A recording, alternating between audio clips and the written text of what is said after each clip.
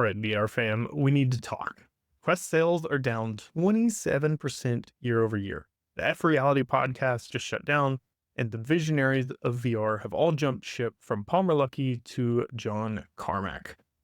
What we're left with this Mark Zuckerberg and Meta subsidizing the entire industry, throwing millions of dollars into AAA studios to make games that lose millions of dollars just to keep VR relevant. This is unsustainable over the long term, and I'm worried that Meta will simply turn their back to VR as soon as AI, AR glasses, insert next big thing here, begins to take off. Every other large company has bailed on consumer VR, from Apple to Google to Samsung to Microsoft to Nintendo and Valve. I'm hanging out with my daughter tonight, who has access to VR her entire life, but is currently playing a Steam game.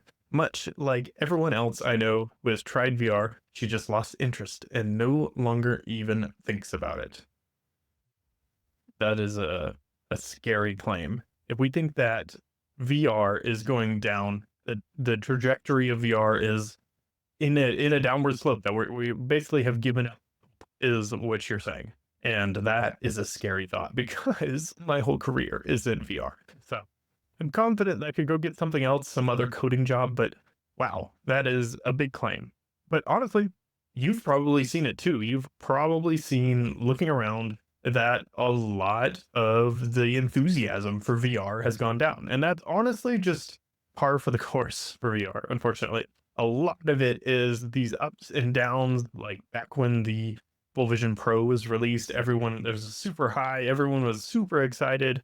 And since then, things have started to drop back off, and we're in a little bit of a trough again, and people are starting to do these kinds of posts. And it, that's just kind of the nature of the medium. And VR is a tough one. It's gonna be a tough nut to crack. And it's, a lot of people think that it's going to just like all of a sudden skyrocket and be everywhere in everyone's homes. And honestly, in the last several years, especially since 2020, there's VR headsets are getting as popular as, Quest or as PlayStation devices. That's it's You can just go and pick one up in a store, which 5-10 years ago there was no chance you were going to find some Quest device in a store. So it's definitely, we're on an upward trend. I think maybe right now there's, we're kind of going up, and then as you go up, you get these little dips every so often. And I think that's really what's happening here, and what this is, what we're seeing.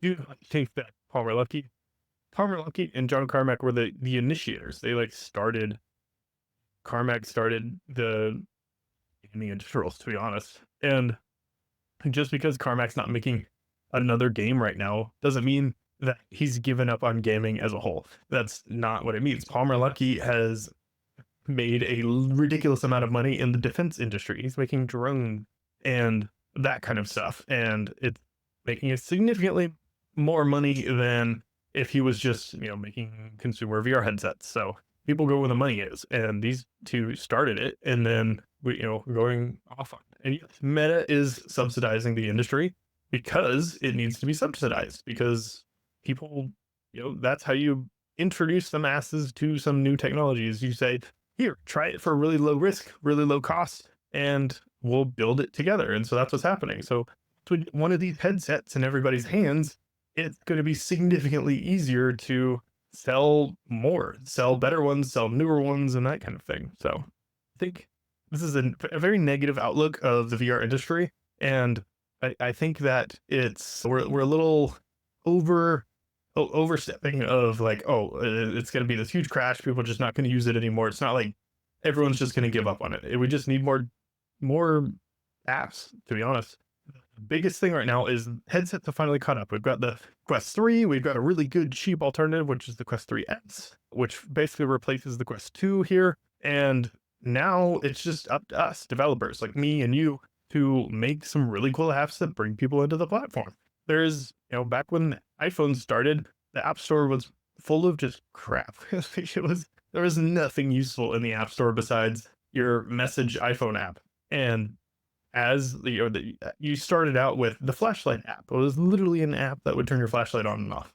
There was a app that was for guns. There was an app that was like a lighter, and that was the whole thing. You just flip your phone, and the accelerometer was calculated, and it like opened the lighter, and then you could tap the phone and it would start the lighter. That was the whole app. And so that's where VR is right now, is we're just at the very, very beginning stages of that kind of app. And the store right now is just filled with those kinds of apps right now because people are trying out the platform. They don't really know how to build a VR app. Building a game that's in 2D or a first person shooter or a 2D platform or 2D platform or anything else like that, significantly different than building a VR app. Plus, building a VR app is significantly harder. So you have a lot less developers who are actually building out apps like this. So that's my opinion. I think it's just really hard to build VR apps, and so we have less of them, and the ones we have are really just scratching the surface of what VR could be. So we've achieved the hardware, I think. We're at the point where hardware improvements aren't going to matter too much more now. We're at the point where you have the opportunity to come in and make a really good app. Honestly, it could just be like 80% amazing. And you're going to make a ridiculous amount of money because there's not a ton of good apps on the stores right now.